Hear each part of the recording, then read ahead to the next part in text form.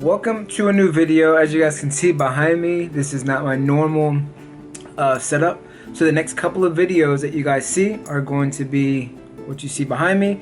I am in Chuuk, which is a Micronesian island. I'm going to show you what it looks like, or what my view is while I'm filming these videos. So right here in my room, this is the resort that we are staying at, which is the Blue Lagoon Resort.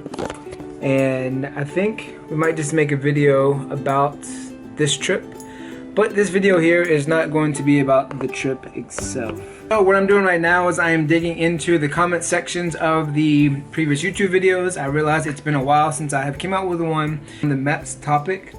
Recently, holiday, traveling, right now here in Chuuk in Micronesian. So there's been a lot of traveling recently that has been going on, so that is this reason why I haven't sat down, grabbed the camera, went through the section to provide another video, but I have been answering in the comment section. So like I've always let everyone know in every one of these videos, if you have any questions, you're unsure about something that I went over, or if I did not cover a topic, or a topic really hasn't been covered that you would like information of, or that you feel would help somebody else, leave it down in the comment section of any of the videos, MEPS related, and I'll either answer it in the comment section or I'll answer it here on the camera. So I'm going to grab a couple questions and throw them into this video that I think will help majority of the people going through MEPS or processing through MEPS. So first question. I know this sounds stupid. I go to MEPS on Thursday and I have some scratches from my cat on my legs. Will they find it suspicious or anything? Should I postpone until they are completely gone? So pretty much any scar on your body the provider sees is going to be suspicious, but what the providers usually do is they will ask you right off the bat, if you do not document it on your actual pre-screen that you had scratches or there's been some previous surgery, they will ask you what is that scratch for. So depending on how you respond, your demeanor when you respond is kind of what will turn it into a suspicious or of more questioning. Typically the docs see the arms, the legs are very common for like self-harm markings, and if that is the case, the doc will usually ask for more information, whether that's you providing documentation if you were previously seen, or they will actually constitute a consult, and that is either on you or on MEPS to process the consult, get you an appointment, and see your current condition. Stressors of the military is going to help or harm you and the service that you're processing for. Alright, so I want to start the process so bad, but I keep getting prescribed an asthma inhaler because I used to get asthma attacks when I was younger. Should I even attempt to start the process? So I would say yes. If you're in a situation where you automatically know that you have asthma, you're getting an inhaler, you have some type of issue or some type of current situation that will disqualify you, most likely I would say yes to go ahead and process, because right now the services are waiving a lot of stuff. Being said, there are things that the service would just totally say no to, although they are pushing a lot more waivers than they have in the past. This comes out to what you put on your pre-screen of being honest and what Genesis pulls. Again, Genesis does not pull everything 100% of the time, so you have to keep that in mind, that some of these things or conditions or previously things that you have gone through, Genesis will not pull it up. Most of the time Genesis will pull up pharmacy records, so an inhaler, even if your condition of asthma doesn't show, the inhaler most likely will show, which will constitute that provider asking questions, trying to figure out if you have asthma, what are your current statuses, are you currently using an inhaler, when was the last time that you used an inhaler, and if need be, they would put you in for a consult, which is a PFT consult, and pretty much that states, or the results from that consult will let them know if you are on the cusp for asthma, or if you were just prescribed an inhaler. Bronchodilator is good, and it doesn't deem a post bronchodilator, then you should be good, even though that you were prescribed an inhaler. I would say yes, and again, you have multiple branches that you can pick from. If you decide to go Army and Army says no, you can try Navy, Air Force, Coast Guard, Marines. So you can try other branches if one says no for something that you're disqualified for. Alright, here's another one. Do they ask questions about mental health that you can get DQ'd for? And the answer to this is yes.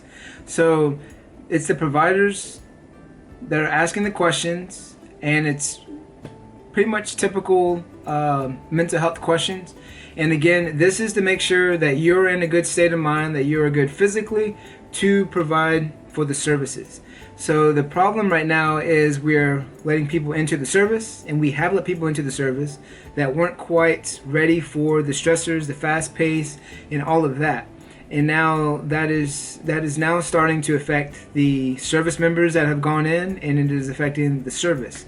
So it is up to the providers to ask questions, to ask specific related questions depending on the actual applicant, where they're from, all of the history that provider can find from them, if they see any markings on their bodies. So there's a lot of things that the providers can ask to see and to check mental health status. Alright, here is another good question. This is going to be the last question. The video is at 8 minutes, so let's go ahead and wrap it up.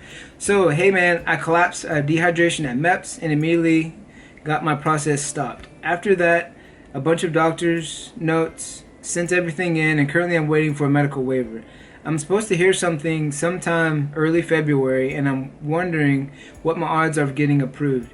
I have a high ASVAB score, and it was just a one-time occurrence / fluke. Got doctor's notes reaffirming this in details, etc. Do you think I'll get in? The answer is, it is not on me, it is not on any of us here on YouTube, it's not on the recruiters, and it's not on the liaisons if you're going to get in.